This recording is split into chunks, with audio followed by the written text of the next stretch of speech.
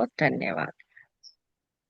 अभी तक हमने देखा अर्जुन विषाद योग, जिसमें हमने देखा कि अर्जुन जो है वो एक विषाद को पकड़े हुए हैं, और उसकी वजह से क्या हो रहा है कि चिंता उनकी और बढ़ रही है। तो जो हम अपने में भी लागू कर सकते हैं कि हमको किसी भी चीज को पकड़ना नहीं है, किसी भी विचार को पकड़ना नहीं है।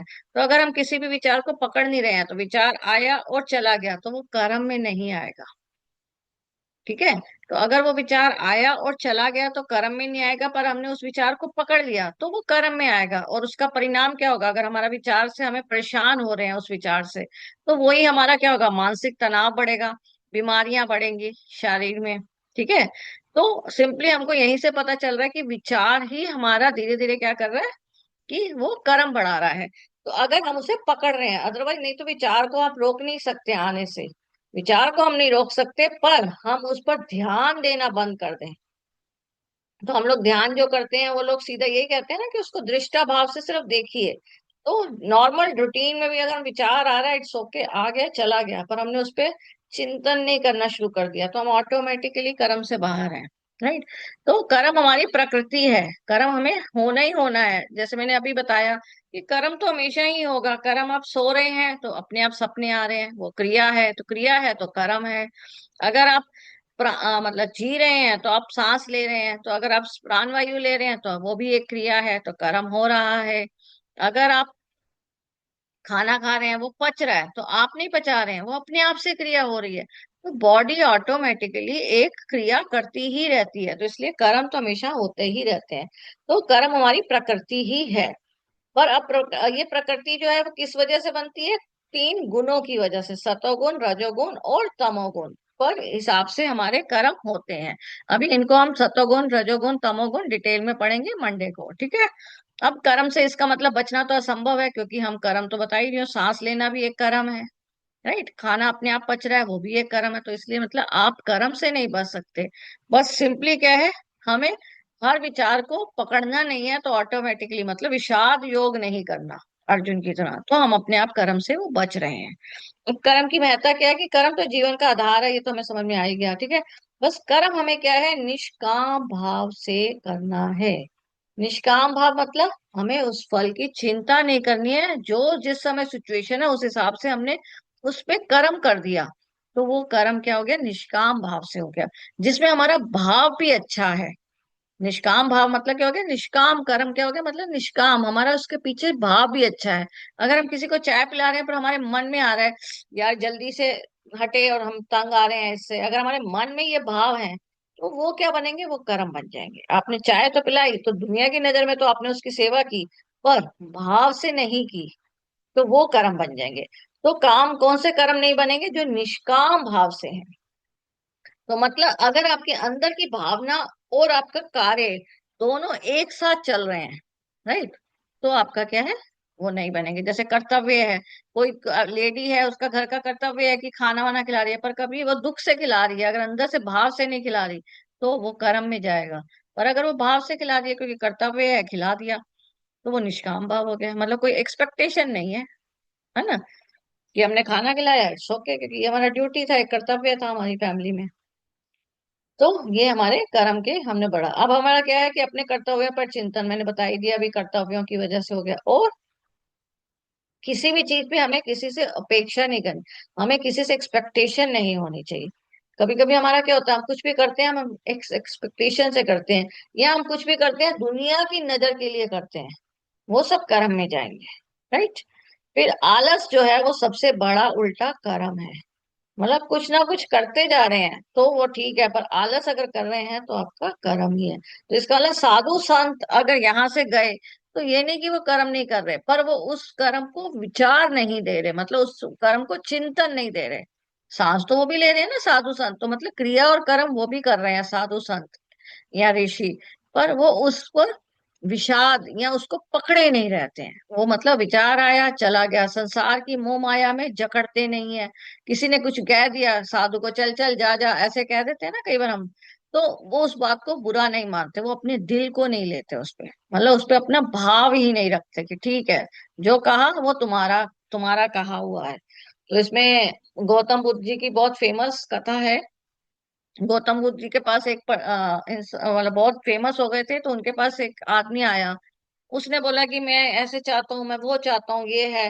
वो बहुत उनकी सेवा वेवा करे, और गौतम बुद्ध जी हल्का सा मुस्कुराए, और उसका जो भी वो दे जाता था खाने पीने के लिए और वो सब, क्योंकि वो बहुत रिच था, तो वो खाने पीने का दे जाता था, गौतम बुद्ध जी अपने सारे आगे डिसिपल्स में बांट देते थे। अब वो रोज ये करता था, और उसको तो लगता था कि मैं गौतम बुद्ध जी को देता हूँ और वो तो आगे बांट देते हैं। तो उसको एक दिन बहुत गुस्सा आया। गुस्सा आया तो उन्होंने गुस्से में उनसे, गौतम बुद्ध जी से झगड़ा किया। उन्होंने फिर भी हल्का सा मुस्कुरा दिया। अब उसका झगड़ा करते करते इतना उसका गुस्सा बढ़ गया कि उन्होंने उनके ऊपर थूक फेंक दी।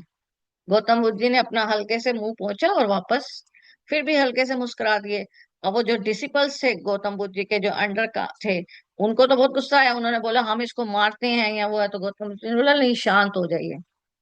अब वो चला गया, तो उन्होंने उनको पूछा गौतम बुद्ध जी को कि आपने तो उसको कुछ कहा ही नहीं, इतना बड़ा काम करके आपके ऊपर थूक फेंक गया। कहते हैं उसने फेंकी है, उसकी थूक थी, मैंने तो लिया ही नहीं उसको। देखिए कितना उनमें वो था कि मैंने लिया नहीं, उसने जो कर्म किया वो उसका कर्म था, उसने थूक फेंक किया वो उसका कर्म है, मतलब उसका भोग वो लेगा। मैं ले लेता तो मुझको भी भोगना पड़ता। तो गौतम बुद्ध जी ने कहा पर मैंने वो उस थूक को लिया ही नहीं, तो इसलिए मेरा कर्म तो बना ही नहीं, मैं तो निष्काम भाव में ही हूं अभी तक। तो ये होता है निष्काम भाव, मतलब कोई अगर हमसे नाराज है, कोई हमें गुस्सा कर रहा है, हमने नहीं लिया, तो दैट्स इट। तो वो धीरे धीरे कब होगा, जब हमारे षट विकार खत्म होते जाएंगे। और वो खत्म कैसे होंगे, हम प्रेम और प्रकाश अपना अंदर बढ़ाएंगे। हम प्रेम और प्रकाश, हर जो भी विचार आ रहा है, अगर कोई बुरा लग रहा है उसको प्रेम और प्रकाश दीजिए, उसको आसमान में छोड़ दीजिए। प्रेम और प्रकाश दीजिए, आसमान में छोड़ दीजिए। वो धीरे धीरे हमारा क्या होगा, नेचर बन जाएगा कि किसी चीज को लेना ही नहीं है, प्रेम और प्रकाश में कन्वर्ट करना है। और हमारे षट विकार जो है धीरे धीरे अपने आप ही घटते जाएंगे। और षट विकार घट जाएंगे, ऑटोमेटिकली प्रेम की ऊर्जा सिर्फ बढ़ जाएगी बॉडी में, तो अपने आप ही कर्म और घटते जाएंगे। तो मतलब सब कुछ कहते हैं ना, मिक्स है उसके साथ ही।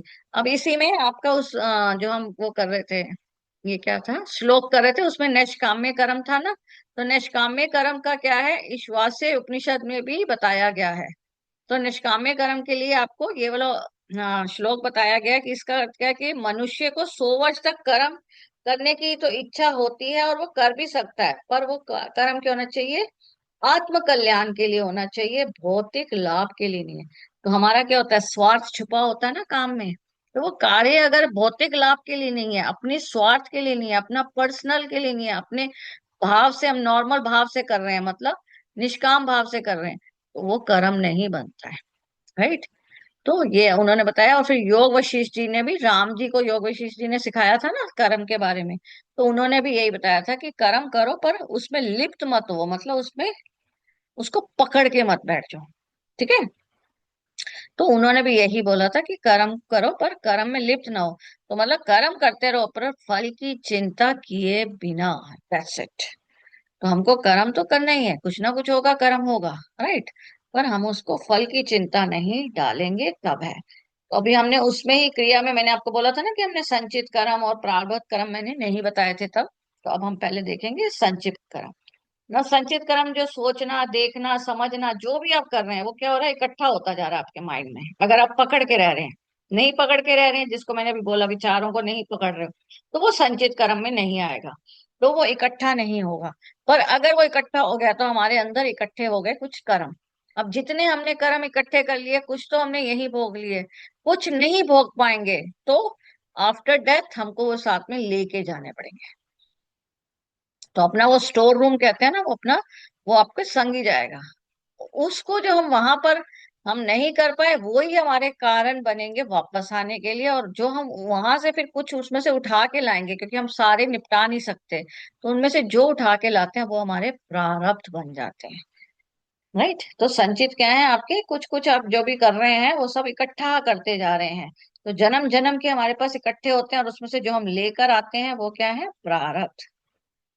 तो संचित के लिए यहाँ पर मैंने आपको एग्जाम्पल बताया है कि जब दो बॉडीज का मिलन हो रहा है, राइट, तो अब उस बॉडीज के मिलन के टाइम पे, सपोज ये औरत का है, ये जेंट्स का है, तो अब इनके जो विचार की धाराएं हैं, जैसी हैं, पॉजिटिव है, नेगेटिव है, लेट इट बी, दोनों का मिलन हो रहा है।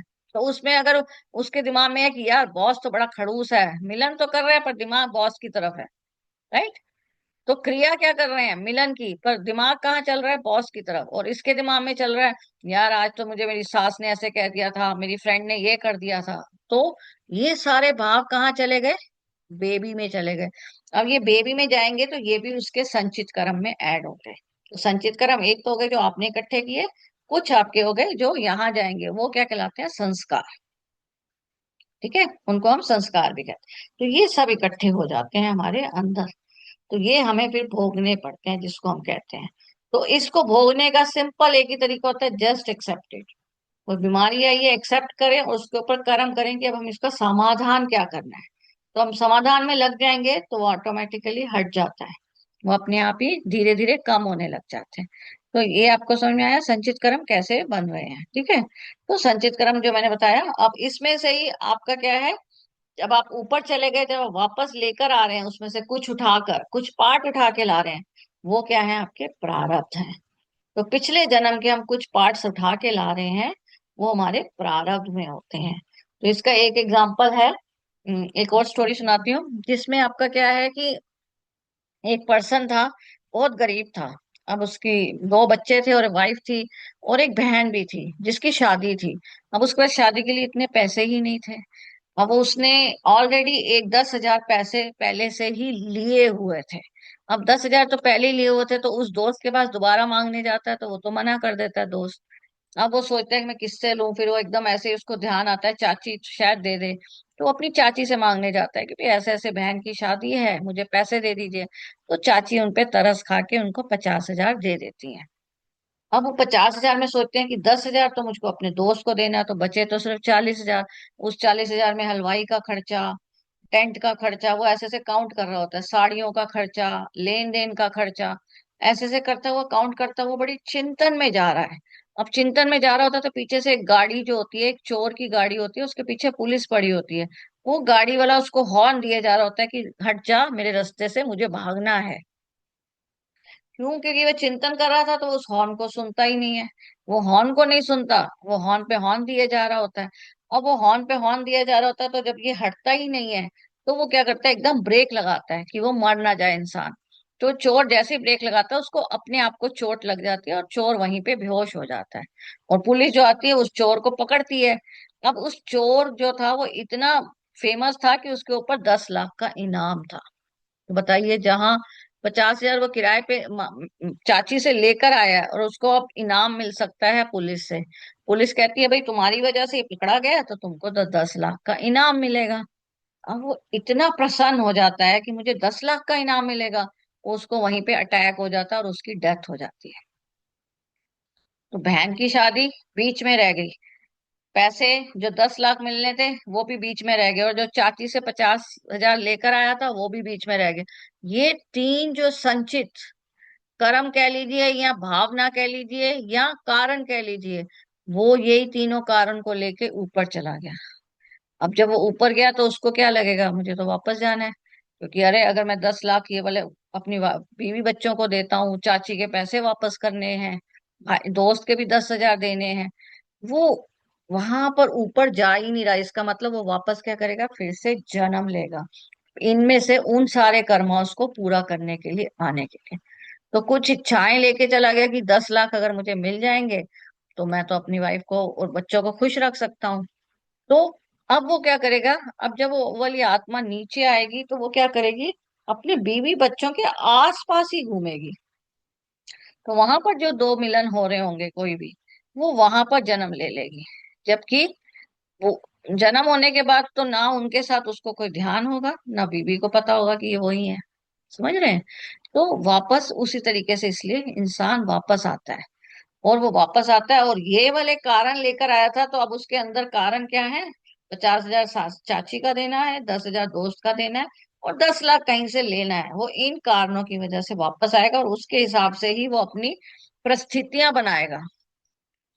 उसी हिसाब से वो क्या करेगा, अपनी इस जन्म की परिस्थितियां बनाएगा कि अब मैं कैसे इतने पैसे लूं और कितने उनको वापस करूं। तो उन्हीं के आसपास ही लेगा, क्यों, क्योंकि उन्हीं के साथ ही उसका लेन देन है अभी। तो ये होता है आपका प्रारब्ध और संचित। इस तरीके से प्रारब्ध और संचित काम करते हैं। प्रारब्ध जो है वो तीन प्रकार के हैं। एक तो है अनिच्छा।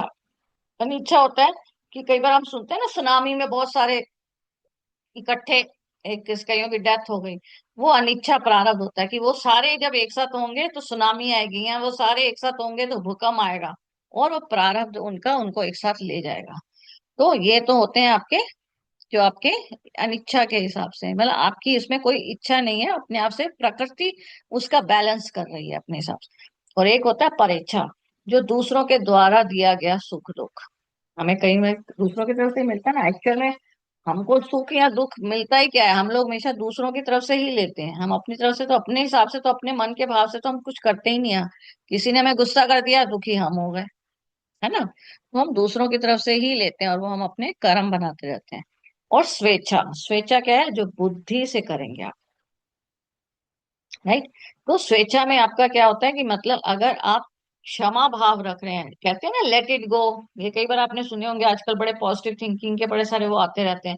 तो लेट इट गो करो, सबको फॉरगेट करो, सबको फॉरगिव करो। तो वो सारी चीजें क्या है, वो इन्हीं को हटाने में हेल्प करती हैं, राइट। तो वो हटाने में हेल्प कब करेंगी, जब हमारे अंदर धीरे धीरे प्योरिटी आती जाएगी, तभी आप ऑटोमेटिकली ये हटते जाएंगे, राइट। अब इसके बाद एक और था क्रियामान। क्रियामान आपका क्या है, जो अभी आप कर रहे हैं इस समय, वो आपका क्या है, क्रियामान। तो ये इमीडिएटली किया, इमीडिएटली जब वो मिल गया, रिजल्ट मिल गया, कहते हैं ना। तो क्रियामान जो है इमीडिएटली जो आप अभी कर रहे हैं, और उसी वक्त ही आपने भोग भी लिया, वो क्रियामान, मतलब जो कर चल रहा है, जो मतलब इस समय चल रहा है, उसमें से जो इकट्ठा कर लिया वो संचित बन गया। और जब हम पिछले जन्म से लेकर आए वो प्रारब्ध बन गया। तो प्रारब्ध है जो हम पिछले जन्म से कुछ उठा के लाए, संचित हम इनको इकट्ठा कर रहे हैं, क्रियामान जो इस समय हम कर रहे हैं, राइट। तो इस तरीके से ये हमारे तीन कर्मास हैं, जिनको हम कर रहे हैं, पर हम इनमें लिप्त नहीं हो रहे हैं, तो ऑटोमेटिकली कर्मास रिड्यूस होते जाते हैं। हम लोग क्या करते हैं, हम लिप्त हो जाते हैं, हम विषाद करते रहते हैं, हम उन विचारों को पकड़े रहते हैं, तो वो हमारे कर्मास बन जाते हैं। वही जो मैंने बोला था ना, क्षमा भाव, लेट इट गो, ये सारी क्या है, प्रैक्टिसेस कराते ही रहते हैं कुछ कुछ लोग, जिससे कि हमारा क्या हो, हमारे अंदर इनको घटाने की शक्ति बढ़े, राइट। अब हमने यहीं पे, मैंने ये वाला चित्र पहले भी कराया था ना, मानव जो है बुद्धि, मन और शरीर से बना हुआ है, राइट। जिसमें बुद्धि क्या है, अच्छी बुद्धि, बुरी बुद्धि, मन है जो विचार है, शरीर जो है पांच इंद्रियां और पांच कर्मेंद्रियां हैं। तो अब हम इसी को डिटेल में पढ़ेंगे कि कर्मेंद्रियां, इंद्रियां और विचार हमारे अंदर काम कैसे करते हैं, राइट। तो ये चीजें अब हम डिटेल में पढ़ेंगे, जिसको हम अगली बार करेंगे, इस बार पूरा नहीं हो पाएगा इसके साथ। तो आप में से किसी का कोई प्रश्न है तो पूछ सकते हैं।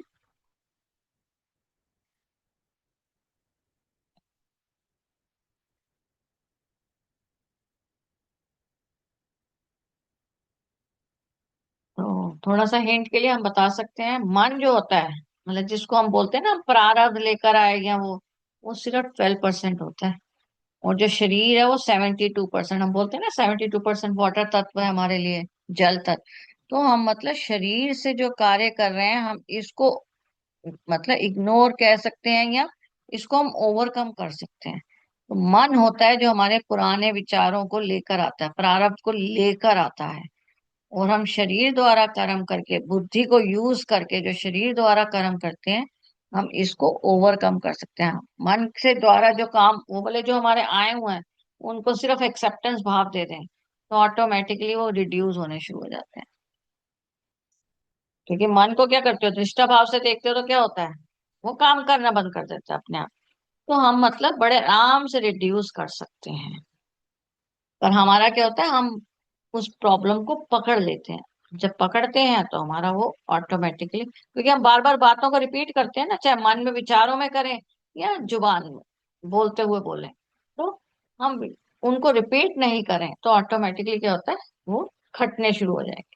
घटने तो नहीं कहेंगे, मतलब रिड्यूस अपने आप ही हो गया ना, क्योंकि वो दोबारा नहीं बनेंगे, क्योंकि अभी तो बने हुए हैं, उसको हम और कह रहे हैं ना, जल दिए जा रहे हैं, तो और बढ़ते जा रहे हैं।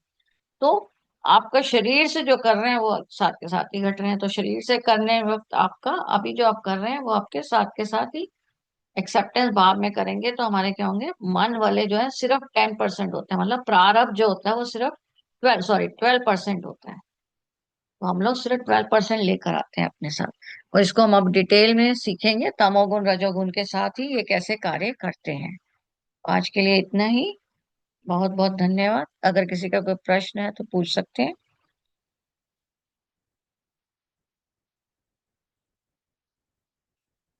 बहुत अच्छा समझाया मैम, एकदम दिल में उतारा, इतना मतलब बहुत डीपली लेके गए हो।